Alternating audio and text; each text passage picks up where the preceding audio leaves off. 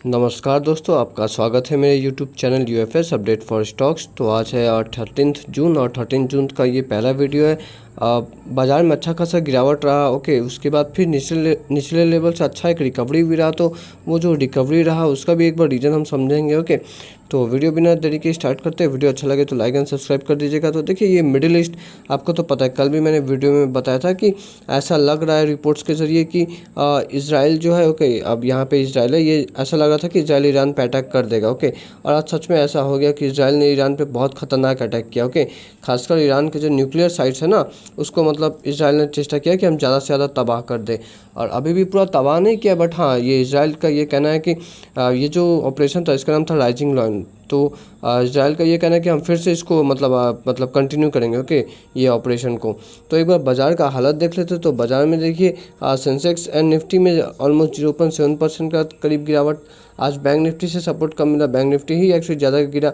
But हाँ, mid cap small caps आज भी मतलब आउट परफॉर्म कर रहे थे, मतलब यहाँ पे गिरावट आज भी कम था। ओके, आप मिड कैप्स स्मॉल कैप्स कहीं पे भी देखिए तो निफ्टी के कंपैरिजन में यहाँ पे थोड़ा गिरावट कम था। ओके, तो ओके, थोड़ा और आगे बढ़ते हैं। तो ये जैसे न्यूज़ है कि इस बार का एक बात याद रखिएगा कि इस बार का जो अटैक हुआ ना, ये थोड़ा ज़्यादा डेंजरस है। पिछले मैं एक्चुअली आपसे डिस्कस करूँगा कि इससे पहले भी इजराइल ईरान के बीच में जो सब वार हुआ ना, या फिर टेंशन्स आप कहिए, वार तो आप क्या ही करें, ये बस 2-5 दिन का ही खिला रहता है। तो इससे पहले भी जो इजराइल और ईरान का बीच का जो टेंशन्स हुआ ना, उसमें मार्केट कितना गिरा मैं आपको दिखाऊंगा। ओके, तो लेकिन इस बार वाला जो कंडीशन है ये थोड़ा सा ज़्यादा मतलब इंटेंस है, आप बोल सकते हो। ओके, क्योंकि इस बार इसराइल ने मतलब बहुत टॉप लेवल के जो आर्मी चीफ ये सब होते हैं ना, उन्हें मार गिराया। ओके, किसको किसको इसराइल ने मारा आप देखिए तो ईरान के जो आर्म फोर्सेस के जो चीफ है उसे मारा है। ओके, ईरान के रेवोल्यूशनरी गार्ड के जो हेड है उसे मारा है, और बहुत सारे न्यूक्लियर साइंटिस्ट को भी मारा है। ओके, न्यूक्लियर साइंटिस्ट को मारना ये मतलब ये चीज़ जो है ना, मतलब ईरान को हम कहते हैं ना, इंग्लिश में एक कहावत है, hit it strike it where it hurts it. Okay, वहाँ मारो जहाँ दर्द होता है। तो ये चीज़ मतलब ईरान के साथ जरूर होगा कि इनका जो न्यूक्लियर साइंटिस्ट मारे गए हैं ना, ये ईरान को बहुत दर्द देगा और ईरान मतलब रिटेलिएट करेगा, आई थिंक। ओके, अच्छा खासा। तो ये जैसे मैंने आपको तो ये जैसे मैंने आपको बताया कि हाँ, तो मैंने आपको जैसे बताया कि उनके जो आर्म्ड फोर्सेस के जो चीफ है वो मारे गए। ओके, अब मेजर कुछ जनरल मोहम्मद बाघेरी ऐसा नाम है। ओके, उसके बाद इसराइल में आपने अक्सर नाम सुना होगा, एक फेमस इस्लामिक रेवोल्यूशनरी गार्ड, तो उसके भी चीफ को मार गए गिराया ईरान ने, सॉरी इजराइल ने। ओके, और फिर जैसे मैंने आपको बताया कि न्यूक्लियर साइंटिस्ट को भी, वो भी एक दो नहीं, 6 न्यूक्लियर साइंटिस्ट को एक्चुअली मतलब इजराइल ने मार गिराया। ओके, तो इजराइल देखिए ये करना पड़ता है इजराइल को, क्योंकि आपको पता होगा ईरान हमेशा कहता है कि जिस दिन हमारे पास न्यूक्लियर बम आया हम इजराइल को उड़ा देंगे, ख़त्म कर देंगे। तो इसलिए इजराइल को ऐसा करना पड़ता है। ओके, तो चलिए एक बार मैं आपको पास्ट का कुछ डेटा दिखाता हूँ कि जब जब मतलब इजराइल और ईरान के बीच में टेंशन हुआ है तो मार्केट मतलब कितना कितना गिरा है। ओके, तो इससे थोड़ा बहुत आपको आप लेटेस्ट मतलब आइडिया आ जाएगा। ओके, तो चलिए थोड़ा और आगे बढ़ते हैं। तो हाँ, तो ये जैसे एक अटैक देखिए, मैं इजराइल और ईरान के बीच का एक्चुअली मेन बात कर रहा हूँ कि देखिए इजराइल गाज़ा पैलेस्टाइन वो सब में भी वार होता है, बट वो ग्लोबल लेवल पे उतना कुछ नहीं होता। ओके, लेकिन ईरान से जब रिलेटेड मैं बात करूँ ना, तो कुछ एक ऐसा है जिसके वजह से बाज़ार हमेशा ज़्यादा गिर जाता है जब भी ईरान के साथ मतलब वार होता है। वो चीज़ भी मैं आपको लास्ट में एक्सप्लेन करूँगा, ठीक है। तो देखिए, तो जैसे अप्रैल 1 2024 को इसराइल ने ईरान का जो कॉन्सुलेट या एम्बेसी का ये सीरिया में उसे बॉम्ब किया था। ओके, अब ये अप्रैल 1 को हुआ था। अब क्या हुआ, अब इसके कुछ दिन बाद अप्रैल 13-14 आते आते ईरान ने भी रिटेलिएट किया। ओके, ईरान ने बहुत सारे ड्रोन्स मिसाइल्स ये सब से इसराइल पर अटैक कर दिया। ओके, तो इससे इस वक्त पे मार्केट का कैसा हालत था देखिए। तो जैसे मैंने आपको बताया कि हाँ, एक मिनट, तो जैसे मैंने आपको बताया कि ये 13-14 तारीख को देखिए ईरान ने रिटेलिएट किया इसराइल पे। ओके, और ठीक उसके बाद वाले दिन 15 जो अप्रैल था वहाँ पे जो है अब मार्केट गिरा, लेकिन हाँ ज़्यादा गिरावट नहीं था। ओके, गिरावट अब जस्ट 0.73% के आसपास का था। ओके, चलिए थोड़ा और आगे बढ़ते हैं। और फिर ओके, और ओके, हाँ, तो यहाँ पे तो एक मिनट, हाँ, तो यहाँ पे तो जैसे मैंने देखा कि अप्रैल 15 को करीब 0.73% में, मतलब वही जितना आज करीब गिरावट है उतना ही हुआ। उसके बाद अप्रैल 19 को भी हल्का सा मार्केट में प्रेशर था, ठीक है।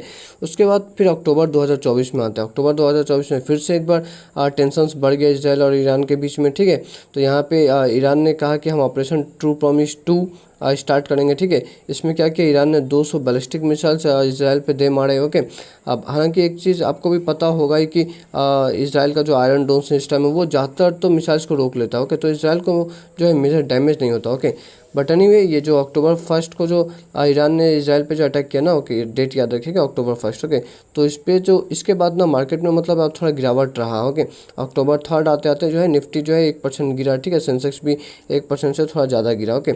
अब इस बार का खैर अटैक और ज़्यादा थोड़ा इंटेंस है, क्योंकि मैंने आपको बताया कि इसराइल ने मेजर जो मतलब ईरान का न्यूक्लियर साइट है ना उसी पे अटैक किया, ओके। क्योंकि वही बात है कि अगर ईरान न्यूक्लियर बम बना ले तो फिर इसराइल के लिए बहुत प्रॉब्लम हो जाएगा, ओके। और इस बीच अभी अमेरिका से क्या न्यूज़ आ रहा है, एक्चुअली डोनाल्ड ट्रम्प ने ये कह दिया है कि ईरान को कि जस्ट हम जो कह रहे हैं वो बात मान लो, अपना जो न्यूक्लियर प्रोग्राम है उसे बंद कर दो, वरना मतलब हालत और ख़राब कर देंगे, before it's too late, okay.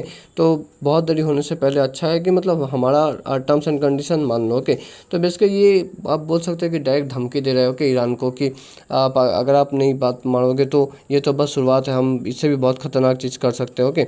और जब भी वार होता है ये इसराइल और ईरान का, तो ये क्रूड ऑयल बहुत ज़्यादा भागता है। क्रूड ऑयल देखिए इंडिया के लिए 70-75 तक मैक्सिमम, उससे ज़्यादा हो ना तो थोड़ा कंफर्ट जोन से हमारा बाहर चल जाता है, इन्फ्लेशन के लिए खतरा रहता है। तो वही हो गया, ऑलमोस्ट 75 चला ही गया ब्रेंट क्रूड, तो इसलिए इंडियन इकोनॉमी के लिए थोड़ा ये और ज़्यादा प्रॉब्लम कर देता है, ओके।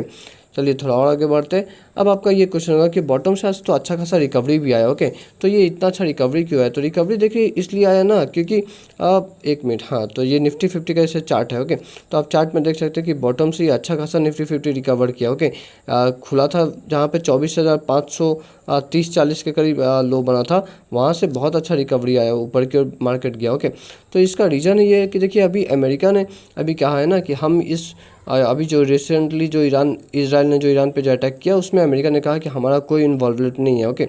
आप देख सकते हैं the US did not provide any assistant to, okay, any assistant और have any involvement in Israeli attacks. तो इन्होंने साफ कर दिया कि इसराइल ने जो अटैक किया ये बस इसराइल ने किया, हमने उनका कुछ भी साथ नहीं दिया, ओके। तो इसलिए आप कह सकते हैं कि मार्केट में थोड़ा रिकवर हुआ, ओके। अब आगे आने वाले टाइम में देखिए अगर यूएस मतलब इन्वॉल्व हो जाता है ना, तो मैंने जब से आपको स्टार्टिंग में कहा था कि ईरान के पास कुछ तो है जिसके वजह से जब भी वार लगता है तो ये मतलब पेट्रोल का दाम बढ़ जाता है। तो वो चीज़ है देखिए ये ओके। आप ये देख रहे हैं यहाँ पे स्टेट ऑफ हॉर्मुज लिखा है, ओके। ग्लोबल मैप पे देखिएगा ये एकदम ईरान के पास ही में, ईरान के पास ही में ऊपर में देखिए ईरान है, ओके। तो बेसिकली होता क्या ना कि वर्ल्ड का ऑलमोस्ट 25-30% ऑयल का ट्रेड ना इसी रूट से होता है, ठीक है। तो अगर हमेशा ऐसा डर लग रहा था कि अगर एक वार छिड़ जाए, ओके, और ईरान अपने नेवी को मतलब इस जगह पे अगर डिप्लॉय कर दें नेवी को, तो आप सोचिए यहाँ से तो फिर क्रूड ऑयल के जो शिप्स होते हैं ये तो निकल ही नहीं पाएंगे ना।